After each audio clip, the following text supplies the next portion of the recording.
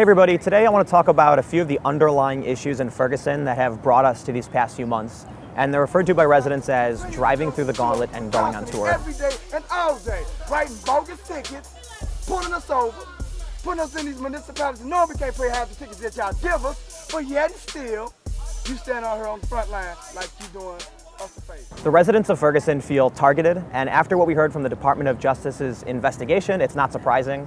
They found evidence of widespread institutional racism, and they even uncovered some racist emails that were coming from court officials and the police.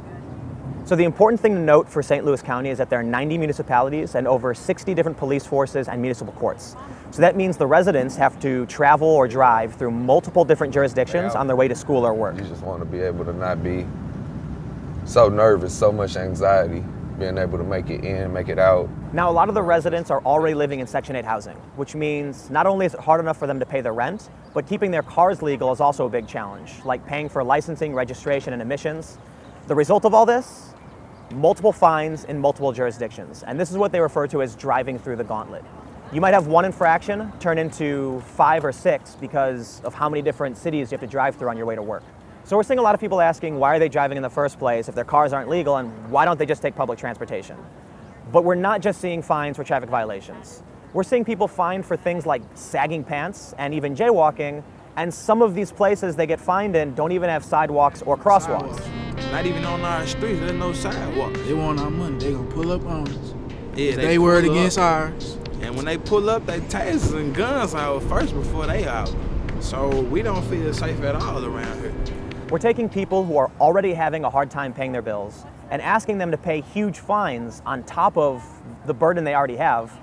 But this is just the tip of the iceberg. Fines eventually become warrants. And for people who are getting multiple fines for the same infraction, they end up getting multiple warrants in multiple jurisdictions for things as ridiculous as jaywalking. That's when it happens. This is when the people in St. Louis County go on tour, or at least that's what they call it. Basically what ends up happening is that you've got one infraction, or you have saggy pants, or you're jaywalking, and you get multiple fines in multiple cities for one mistake. And that ends up turning into multiple warrants in multiple jurisdictions.